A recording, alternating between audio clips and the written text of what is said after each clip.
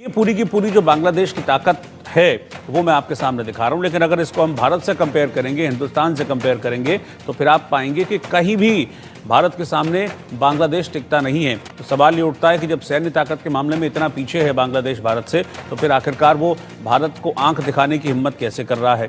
जब अगर भारत चाहे तुम्हें इतना स्ट्रैंगल कर दे कि बेटा तुम्हें यह ना पता लगे कि मिसाइल कहां से आई और कहां चली गई। तुम्हारे सिर्फ दो पड़ोसी हैं, दो, एक म्यांमार जो कि खुद भुक्का नंगा है, और दूसरे तुम भुक्के नंगे, तुम्हारा दूसरा पड़ोसी भारत है। तुम्हारी पूरी इकोनॉमी भारत की वजह से चलती है। बांग्लादेश को देख ले, जिसकी हम इस टाइम हम लोग खड़े होकर सड़कों पे मिसालें देते थे कि बहुत रैपिडली आगे जा रहा है, ग्रो कर रहा है, डेवलप हो रहा है, उसके रिलेशन थोड़े से खराब हुए हैं इंडिया के साथ। उसका असर पड़ा है 6-7 माह में वो बांग्लादेश से समझ लें बांग्लादेश बन गया। और अगर यही सूरत हाल रही ना तो बांग्लादेश समझे बंद है। अगर इंडियन आर्मी अग्रेसिव हो जाती अभी तक, अगर इंडियन आर्मी अग्रेसिव हो जाती, तो इस वक्त मैं बाय गॉड आपको बता रहा हूं, मोहम्मद यूनुस जो है वॉशिंगटन डीसी में होता, दुबका सा किसी बेसमेंट के अंदर चूहे की तरह। बांग्लादेश की बिजली कहाँ से आ रही है? मोस्टली इंडिया से आ रही है। उनकी खुराक जो है, उनकी सब्जियां हैं, उनके फल हैं, उनका राशन है, वो कहाँ से आ रहा है? वो मोस्टली इंडिया से आ रहा है। तो नुकसान, अगर ट्रेड बंद होती है तो इसमें इंडिया का कोई नुकसान नहीं है।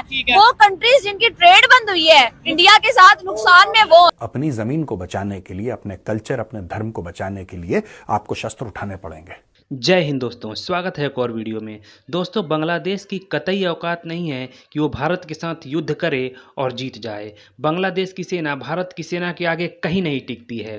दोस्तों, बांग्लादेश के लोग जो हैं भारत को उकसा रहे हैं, और ये काम बांग्लादेश का नहीं है। इसके पीछे ज़रूर कोई और है जो बांग्लादेश के कंधे पर बंदूक रख के भारत की ओर चलाना चाहता है, भारत को फंसाना चाहता है, क्योंकि भारत बहुत तेज़ी से ग्रो कर रहा है, बहुत तेज़ी से आगे बढ़ रहा है। जैसे रसिया को यूक्रेन युद्ध में उलझा दिया अमेरिका ने, वैसे ही हमें भी कोई ना कोई उलझाना चाहता है, और इसमें साथ दे रहा है पाकिस्तान। पाकिस्तान जो है बांग्लादेश को पूरा सपोर्ट कर रहा है, बांग्लादेश को वो हथियार, गोला, बम, बारूद सब प्रोवाइड करा रहा है, और ड्रग्स भी पाकिस्तान जो है ड्रग्स भी भेज रहा है बांग्लादेश में।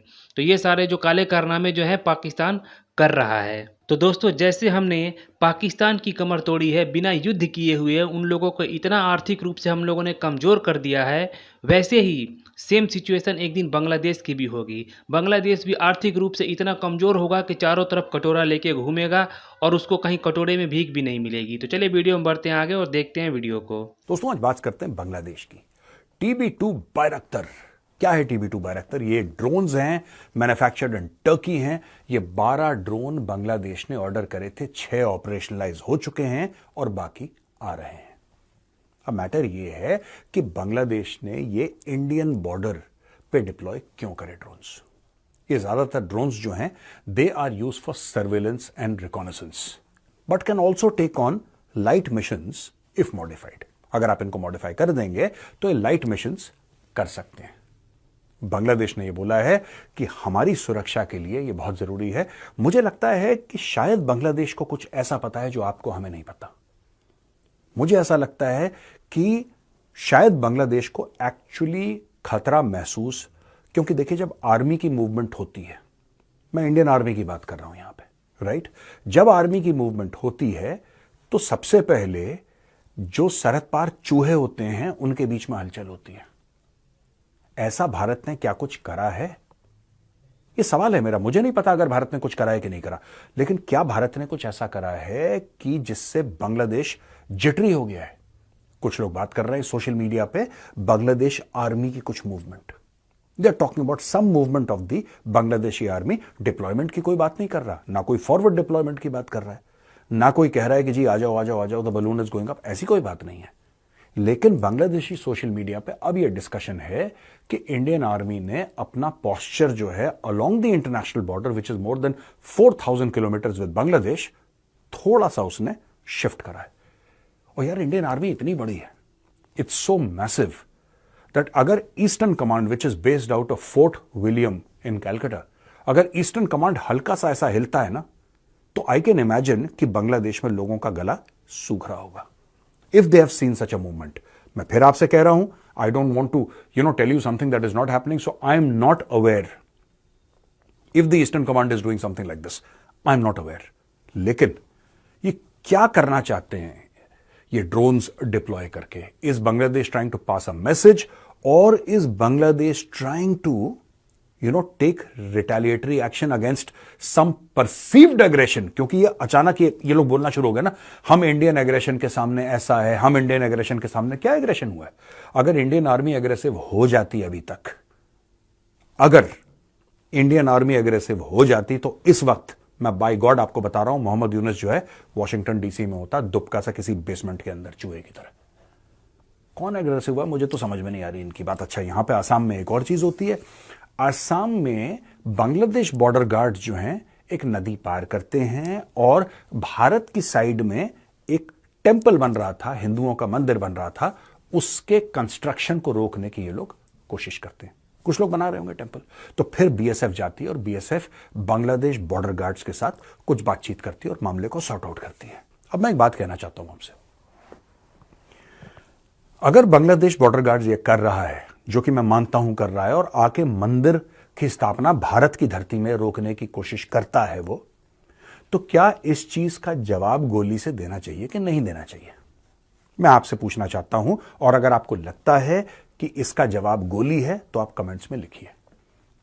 आई am not here to promote violence, right? That is not my aim, but I am just saying that अपनी जमीन को बचाने के लिए, अपने कल्चर, अपने धर्म को बचाने के लिए आपको शस्त्र उठाने पड़ेंगे। ये आपकी मजबूरी है। देखिए, इंसानियत हिंदू कभी छोड़ नहीं पाता है, ह्यूमैनिटी कभी हिंदू छोड़ नहीं पाता है। हिंदू एक्चुअली में थोड़े भोले भी हैं, तो मुझे कभी कभी बहुत गुस्सा भी आता है कि this is the high time कि अब हिंदुओं को वाइस वर्सा करने की जरूरत है और प्रखर हो करके बैकफुट लेने की जरूरत है, क्योंकि ये जो भाईचारा का चूरन है, ये मुसलमानों ने जानबूझ करके हिंदुओं को चटाया है ताकि उनसे फायदा लेते रहे और इन्हीं की बहू बेटियां लूटते रहे और इन्हीं का नुकसान करते रहे। अब हमारे बांग्लादेश के जो महाप्रभु हैं आइस्कॉन टेम्पल के चिन्मय जी, उनके साथ में कई बार नेशनल न्यूज पर मैं बैठी, उन्होंने तकरीबन 25 साल से ज्यादा, और आइस्कॉन टेम्पल ने 1973 से बांग्लादेश के मुसलमानों की बेटियां तक ब्याही हैं।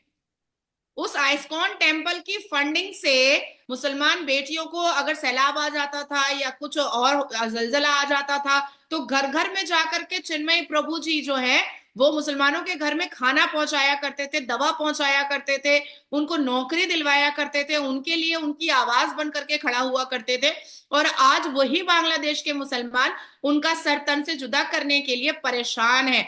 यहां तक के जब चिन्मय जी को हॉस्टेज किया गया, उनको अरेस्ट किया गया और कोर्ट में खड़ा किया गया, तो उनका बेल ना हो इसके लिए कोर्ट के परिसर में 3 मर्डर हो गए।